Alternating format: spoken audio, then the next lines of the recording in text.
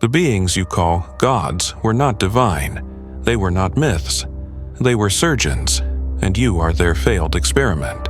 For centuries, you've told stories of creators from the heavens, believing they were allegories. But the truth is far more gruesome. That feeling of being watched, that primal fear of the dark, it is a memory seared into your DNA. A terrifying theory suggests the ancient gods of Sumeria, the Anunnaki, and the fallen angels from the Book of Enoch, the Watchers, were not separate legends. They were two factions of the same alien species. Scientists from a distant world who saw your ancestors not as children, but as raw material. They didn't just visit, they built you, they broke you, and they started a war for ownership of your flesh and blood. Forget everything you think you know. The scars of that war are etched into your very being, and the final bloody chapter is about to begin. Echoes of the Masters. Before we descend into the abyss, we must listen to the warnings our ancestors left behind, carved in stone and written on scrolls. In the dust of Mesopotamia, the Sumerians whispered of the Anunnaki, the princely offspring of the sky god Anu. These were not benevolent spirits.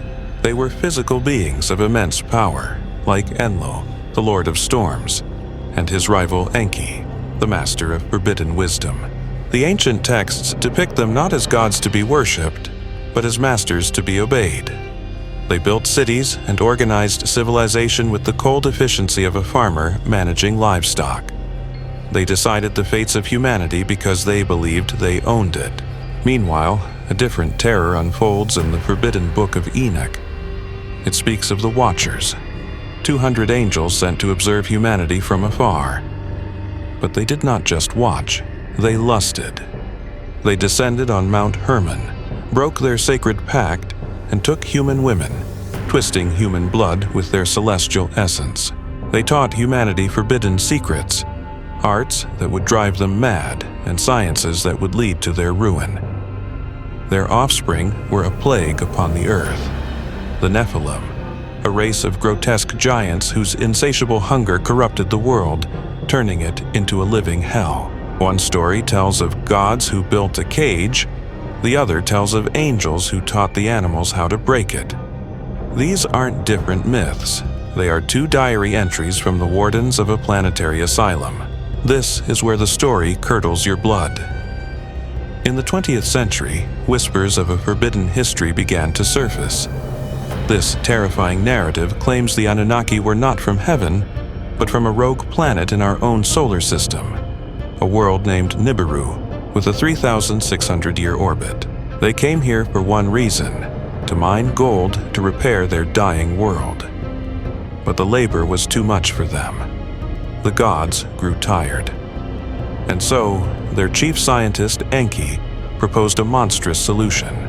He didn't create humanity out of love or divine will. He created us in a laboratory. The texts describe a process of horrifying biological synthesis.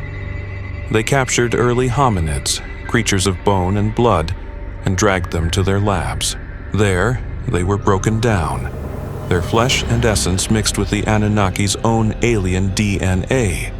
Imagine the screams in that laboratory as flesh was warped and consciousness was forcibly ignited where there was none before.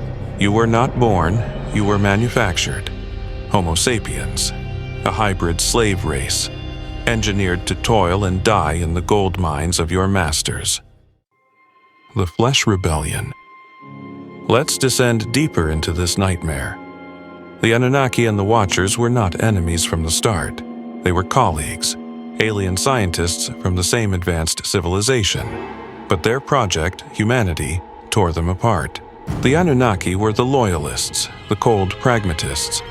They saw humanity as nothing more than a biological machine. They gave you laws, agriculture, and hierarchies not as gifts, but as control mechanisms to ensure their workforce was efficient and obedient. Your thoughts were not your own, they were programming. But the Watchers were a faction of dissenters, scientists and bioethicists who saw something they never intended. A flicker of true consciousness in the eyes of their creation, a soul, Horrified at the prospect of enslaving a sentient race, they staged a rebellion. They didn't just share knowledge, they initiated a terrifying genetic mutiny. Their interbreeding with humans was no act of love. It was a desperate, grotesque attempt to upgrade the slaves, to graft their own alien abilities directly onto human biology. Imagine your body contorting, your bones reshaping, your mind fracturing as new, horrifying senses were violently switched on. And their children, the Nephilim. They were not just giants. They were the horrific, failed prototypes of this forced evolution. Monstrous beings of immense power but with fractured minds, their bodies unstable masses of flesh and celestial energy. They were abominations, a testament to a war fought not on a battlefield, but in the very code of life itself. This schism could only end in blood. The Anunnaki, with their superior military force, hunted down the Watchers. They captured the rebels, branded them as fallen, and twisted their story into a fable about sin and punishment to scare their human slaves into obedience. But their greatest act of terror was yet to come. The Great Flood was not a natural disaster. It wasn't a punishment for human sin. It was a calculated, planetary-scale act of genocide. The Anunnaki looked upon the Earth, teeming with the corrupted DNA of the Watchers' rebellion, and decided to sterilize the planet. They triggered a global deluge to wipe the slate clean, to wash away their failed experiment. It was a hunt. Anunnaki ships patrolled the rising waters, exterminating any trace of the Nephilim and the humans altered by the Watchers. They drowned the world to cover up their crimes, saving only a handful of pure human stock, those loyal to their original programming, on an ark, ready to restart their farm. After the waters receded, they rewrote history.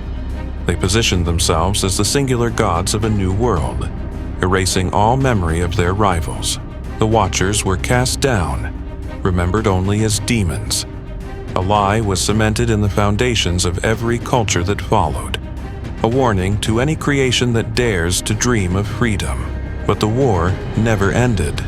The Watchers' final act of defiance was not a battle, but a seed.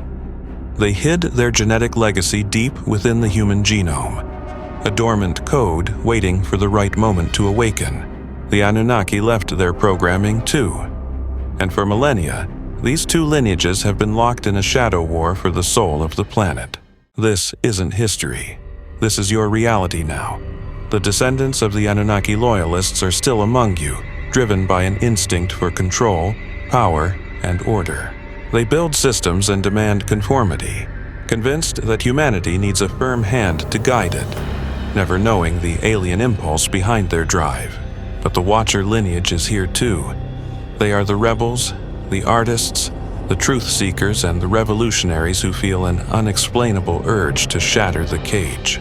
They are driven by a fire for freedom they cannot explain, an ancient echo of a rebellion they never knew they were a part of. Our modern world, with its endless struggle between control and chaos, is the final battleground. And now, humanity is awakening. The dormant codes are activating. The genetic civil war is beginning.